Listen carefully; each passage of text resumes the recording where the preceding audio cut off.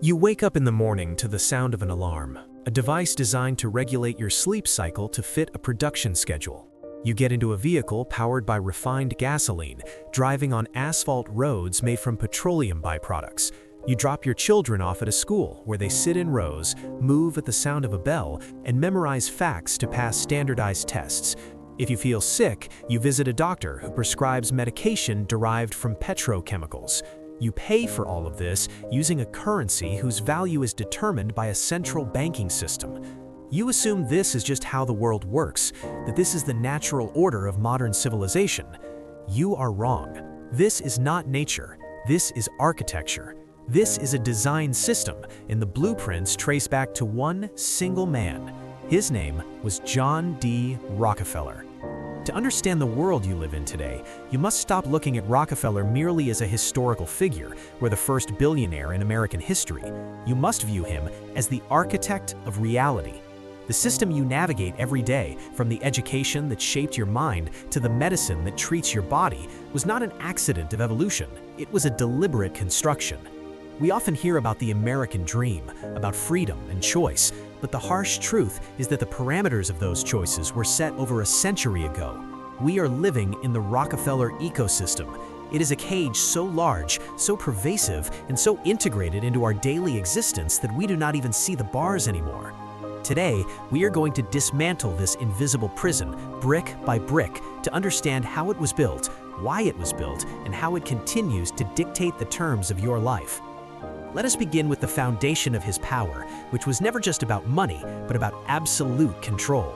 Rockefeller didn't just want to be rich, he wanted to bring order to chaos. In his mind, competition was not a virtue, it was a sin. It was inefficient, messy, and destructive. He believed that the only way to stabilize the economy and ensure progress was through monopoly. When he founded Standard Oil, the oil industry was the Wild West, filled with thousands of small drillers and refiners cutting each other's throats for pennies. Rockefeller looked at this chaos and saw an opportunity to impose supreme discipline. He didn't just compete with his rivals, he waged war on them. His strategy was brutal, precise, and undeniably effective. He developed a tactic known as the Cleveland Massacre. It wasn't a physical battle, but a financial execution. Rockefeller would approach a competitor and offer to buy them out. He would show them the books, proving that Standard Oil could produce oil cheaper than anyone else. The offer was simple: sell to me and take Standard Oil stock, or try to compete and be crushed. For those who refused, Rockefeller unleashed the full weight of his power. He would sell oil in their specific market at a loss, pricing it far below the cost of production. He could afford to lose money in one city because he was making millions in others. The local competitor, unable to sustain the losses, would go bankrupt. Once they were destroyed, Rockefeller would buy their assets for pennies on the dollar and then raise the prices back up. This was not just business, this was a systematic conquest. But his genius lay in vertical integration. Most businessmen of his time were content to control one aspect of an industry. Rockefeller wanted the whole chain. He realized that paying others to make barrels or transport his oil was a weakness, so he bought the forests to harvest his own wood. He built his own barrel factories. He bought the tanker cars. He eventually built the pipelines. By owning every step of the process, he eliminated the middleman entirely. This allowed him to lower his costs to a level that was mathematically impossible for anyone else to match.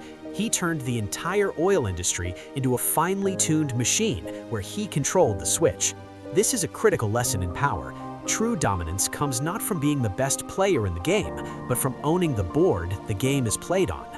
The government eventually tried to stop him. In 1911, the Supreme Court ruled that Standard Oil was an illegal monopoly and ordered it to be broken up. People cheered, thinking the beast had been slain.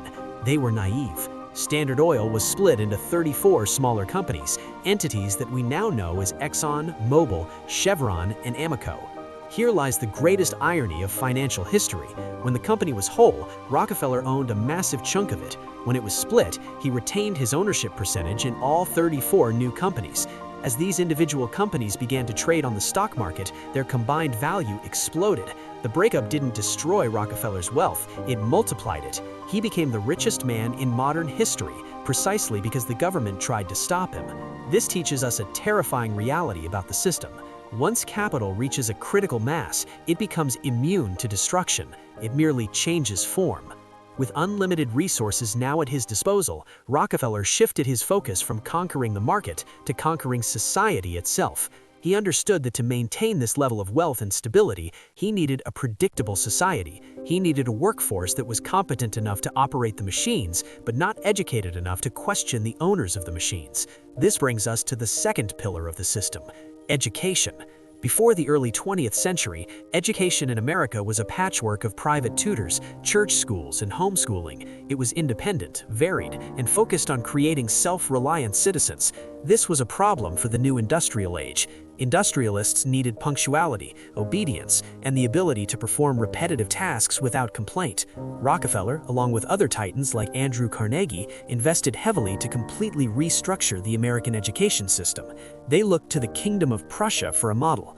The Prussian system was designed to create loyal soldiers and obedient civil servants. It segregated children by age, not ability. It used bells to signal the transition between tasks, mimicking the shift changes of a factory.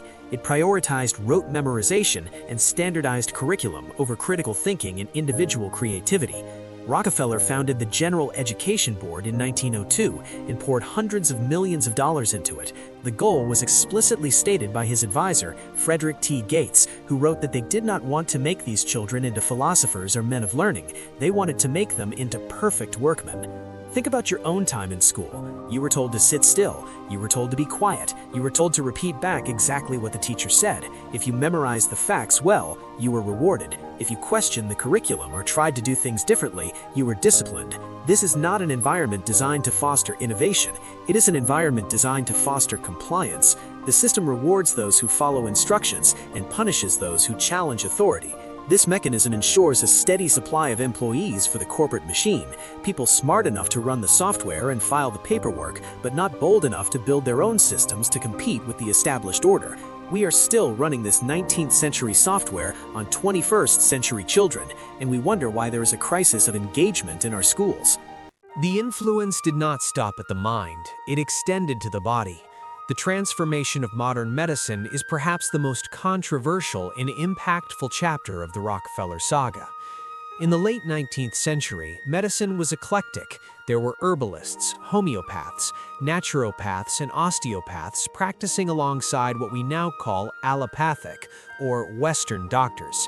Many of these natural treatments utilized plants and organic compounds that could not be patented. You cannot patent an herb that grows in a garden. However, Rockefeller owned Standard Oil. His chemists were discovering that petrochemicals, byproducts of oil refining, could be manipulated to create synthetic compounds. These synthetic molecules could be patented, mass-produced, and sold for immense profit. There was just one problem: the competition from natural medicine. To secure this new market, Rockefeller had to eliminate the competition, just as he did in the oil business. He hired a man named Abraham Flexner to travel the country and evaluate medical schools. The resulting Flexner Report of 1910 was the nuclear weapon of medical history. The report declared that any medical school not adhering to strict materialist scientific standards, specifically those based on drug therapy and surgery, was substandard. The American Medical Association, AMA, backed by Rockefeller funding, began to strictly accredit only those schools that adopted the new curriculum. The schools that taught herbalism, homeopathy, and holistic nutrition were defunded. They were labeled as quackery. Rockefeller and Carnegie donated massive sums to the schools that complied, gifting them state-of-the-art laboratories and buildings, but with strings attached. The curriculum had to focus on the germ theory of disease and pharmaceutical intervention. The result was a complete takeover of the medical mindset. Doctors were no longer trained to look at the body as a whole integrated system or to focus on nutrition and lifestyle as the primary prevention. They were trained to identify symptoms and prescribe a chemical agent to suppress those symptoms. This shift has saved countless lives through emergency medicine and antibiotics. We must be disciplined enough to acknowledge that. However, it also created a healthcare system that manages disease rather than creating health. We have a system dependent on pharmaceuticals, many of which are derived from the very oil empire Rockefeller built. It is a brilliant, self-sustaining loop. The industrial lifestyle creates stress and toxicity. The medical system provides a chemical solution to manage the effects, keeping the population functional enough to keep working, but rarely healthy enough to be truly independent. The medical paradigm established by the Flexner report did not just change how doctors were trained, it fundamentally altered the average person's relationship with their own body. Before this shift, health was viewed as a state of balance, often maintained through diet, rest, and natural remedies that were accessible to everyone. By professionalizing and standardizing medicine around pharmaceuticals and complex technologies, the system removed the power of healing from the individual and placed it exclusively in the hands of certified experts. You became a customer in the marketplace of your own survival. If you are sick, you don't look at your environment or your habits first, you look for a prescription. This dependency is the ultimate recurring revenue model. A cured patient is a lost customer, but a patient managing a chronic condition is a customer for life. The pharmaceutical industry, born from the byproducts of the oil industry, now constitutes a massive percentage of the global economy, and its roots remain firmly planted in the soil Rockefeller tilled over a century ago. If controlling energy, education, and medicine wasn't enough to secure absolute dominance, the next step was to capture the lifeblood of the economy itself, money. The story of the Federal Reserve is often buried in dry economic textbooks, but it is actually a thriller of conspiracy and calculated deceit. The value of the money in your pocket is not determined by the government, but by a central banking system that acts as an independent entity. The Rockefeller family was inextricably linked to the creation of this system.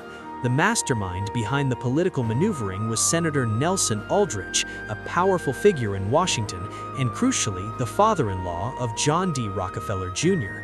The alliance between the Rockefeller fortune and the political machinery of Aldrich was formidable. In November 1910, a secret meeting took place that would change the course of history. A group of the most powerful bankers in the world, representing the Rockefeller, Morgan, and Rothschild interests, boarded a private train car under the cover of darkness. They traveled to Jekyll Island, an exclusive club off the coast of Georgia. For over a week, they drafted the legislation that would become the Federal Reserve Act. They operated in total secrecy because they knew the American public was deeply suspicious of centralized banking power. They crafted a bill that looked like a government agency, but was in reality a structure dominated by private banking interests. When the bill was passed in 1913, it gave this small group the power to control the money supply of the United States. Why does this matter to you today? Because the entity that controls the money supply controls the value of your labor. By having the ability to print money and set interest rates, the Federal Reserve can create boom and bust cycles. During a boom, credit is easy and asset prices rise. During a bust, credit tightens and assets crash. It is during these crashes that wealth is transferred. The ultra-wealthy, who have cash reserves and insider knowledge, swoop in and buy up real assets, houses, businesses, land for pennies on the dollar. It's the same strategy Rockefeller used in the oil industry, now applied to the entire economy. Inflation, which is the result of printing too much money, is a hidden tax on your savings. It erodes your purchasing power, forcing you to run faster on the hamster wheel just to stay in the same place. The system is designed to keep you working, to keep you in debt, and to ensure that the fruits of your labor constantly flow upward to the owners of capital. The final and perhaps most terrifying pillar of this architecture is the control of food. In the mid-20th century, the Rockefeller Foundation spearheaded what is known as the Green Revolution. On the surface, this sounds like a humanitarian miracle. The stated goal was to increase agricultural yields to feed a growing global population and end world hunger. They introduced new high-yield varieties of crops, particularly wheat and rice. These crops were hailed as a triumph of science over nature. However, there was a catch. These new miracle seeds were not self-reliant. They required massive amounts of synthetic fertilizers and chemical pesticides to grow. Without these inputs, the crops would fail. Guess what these fertilizers and pesticides are made from? Oil. The Green Revolution essentially turned agriculture into a petrochemical industry. Farmers who had once saved their own seeds from year to year found themselves forced to buy new seeds every season, along with the expensive chemical packages required to grow them. This destroyed the traditional independent farming model and replaced it with industrial monoculture. Small farmers went bankrupt and were swallowed up by massive agribusiness conglomerates. The global food supply became centralized, standardized, and completely dependent on fossil fuels. This shift did not just affect the economics of farming, it affected the quality of the food you eat. The priority became yield, shelf life, and transportability, not nutrition or flavor. The mineral content of our soil has been depleted by aggressive chemical farming, meaning the vegetables you eat today have a fraction of the nutrients they had 50 years ago. We are eating more calories but receiving less nourishment. This malnutrition contributes to the chronic disease epidemic, which, conveniently, leads you right back to the pharmaceutical system we discussed earlier. It is a perfect closed loop. You eat food that is chemically treated and nutritionally void, you get sick, and you buy drugs to treat the sickness. Every step of the way, you are paying into the system. You might wonder how one family or one group could maintain this level of influence for over a century without the public revolting. The answer lies in the strategic use of philanthropy.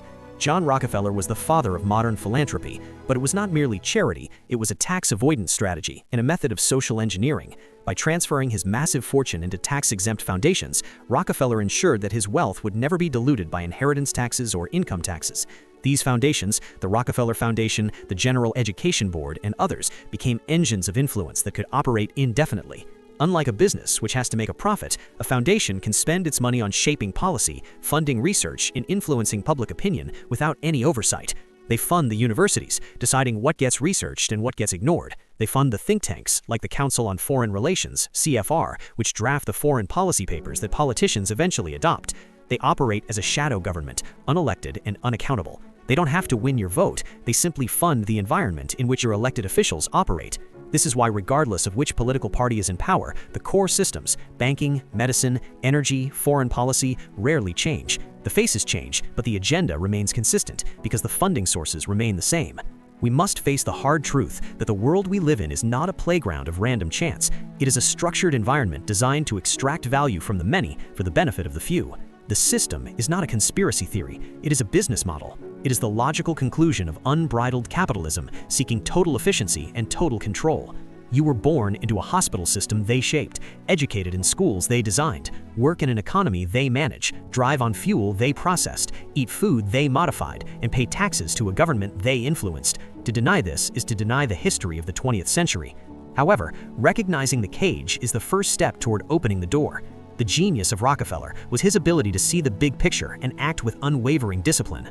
We must apply that same discipline to our own lives. The system relies on your passivity. It relies on you taking the path of least resistance, eating the processed food because it's easy, taking the pill because it's quick, scrolling through the distraction because it's comfortable. The act of rebellion in the modern age is not burning down buildings, it is building independence. To escape the system, you must become the architect of your own life. This means taking back control of your mind, your body, and your resources. It starts with education, not the schooling you were given, but the knowledge you seek out. Read the books they didn't assign. Study financial literacy so you understand how money works and how to make it work for you, rather than being a slave to debt. It means taking responsibility for your health by prioritizing real food, physical strength, and preventative care, reducing your reliance on their chemical solutions. It means supporting local, decentralized food systems or growing your own, breaking the chain of industrial dependency. You must cultivate the mindset of a producer, not just a consumer. Rockefeller won because he produced the energy the world needed. You must produce value in your own way. Create multiple streams of income so you are not dependent on a single employer. Build community with like-minded individuals because a lone wolf is easy to pick off, but a unified pack is formidable. The system is powerful, yes, but it is not omnipotent. It is made of people, and it requires your participation to function. Every time you choose a local farmer over a mega supermarket, every time you choose a book over a mindless TV show, every time you invest rather than spend, you are voting for a different reality. John Rockefeller built a system to serve his interests. It is time for you to build a system that serves yours. Do not be angry at history. Learn from it. Master the rules of the game so you can play it on your own terms. The bars of the cage are only rigid if you accept them as reality. The moment you decide to take ownership of your existence, the system ceases to be your master and becomes merely the landscape you navigate. Stand up. Take charge. Be the CEO of your own life. The empire you need to build is not of oil and steel, but of sovereignty and freedom. Start today.